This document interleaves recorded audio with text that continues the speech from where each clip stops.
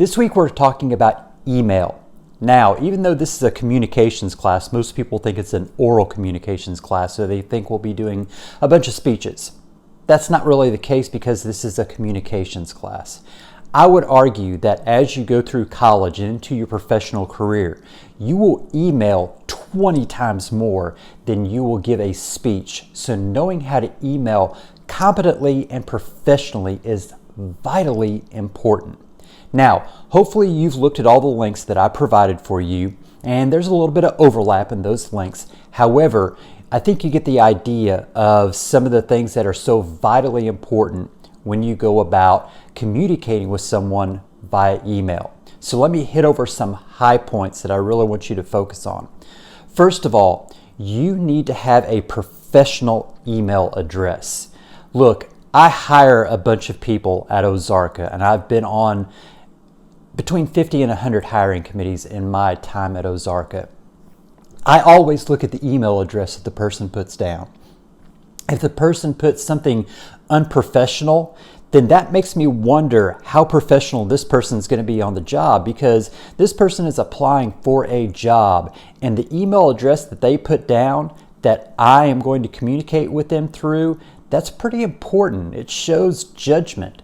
You should have an email address that is some form of your name, either your first name and last name, or your first initial, middle initial, last name, something like that.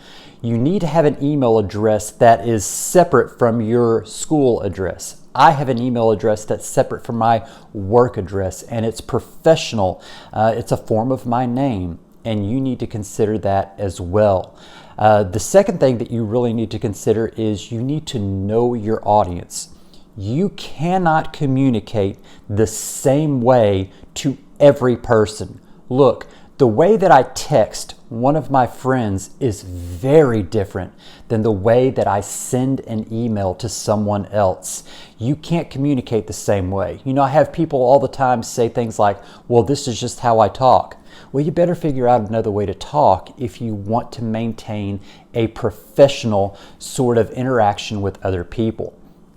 And you know, that's really difficult sometimes because you need to kind of hit that happy medium between way too formal and way too unprofessional, or kind of like a friend relationship. You need to sound like you're an actual person in your email, but you don't need to sound like you're just best buddies with the other person that you're going to hang out with this weekend. Okay? So one thing I would recommend as you start off, and it mentioned these in the links that I provided for you, but you always need to start your email with the person's name. Either just the person's name, or hello Chris, hi Chris, something of that nature, and then go into your email. Then as you go through that, you need to make sure you're short and to the point, but you maintain a professional tone. Another thing that you really need to avoid is the angry email. Look, trust me, there have been plenty of times when I've been angry in my communication with someone else, and a lot of times I'll sit down and I'll just tap away at an angry email. Typically what I do when I type those emails is I stop and I save them, and then I come back later and end up deleting them. Never send an angry email. Okay? If you're that angry with someone else, you probably need to pick up the phone and call them. But you always need to maintain a professional sort of tone in your email with someone else. And an angry email never ages well, because that person can save that angry email forever. Trust me, I have saved angry emails from other people. They're going to be there forever. So never email angry. The last thing I really want you to focus on is to make sure that you proofread. There's nothing worse than emails with misspelled words. Y'all, I do this all the time. When I'm typing up responses to y'all in this class, or when I'm typing emails to y'all in this class, I always misspell something.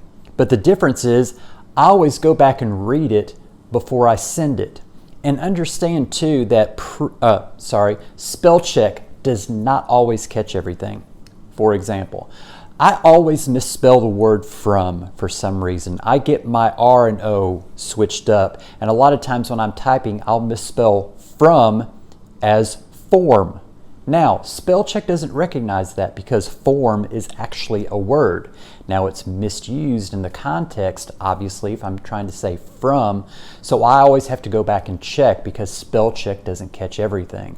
So thinking you can sit down and send an email in about 30 seconds or a minute, that's not going to work. You need to think about it. You need to type your words. You need to go back and make sure that you spelled everything correctly, to make sure that you have the right sort of tone in those emails, and then send it. Okay? So you're going to have some assignments this week that deal with emailing. There's 3 assignments. One's a quiz, one has to deal with scenarios, and one has to deal with corrections. Now that may seem a little like overkill, but I really want to drive home the point to you all that knowing how to professionally email in a variety of situations is really a vitally important part of communication in today's modern times. So look at the websites that I've sent you. If you haven't yet, go through the assignments, and hopefully after all this, you will be a better emailer.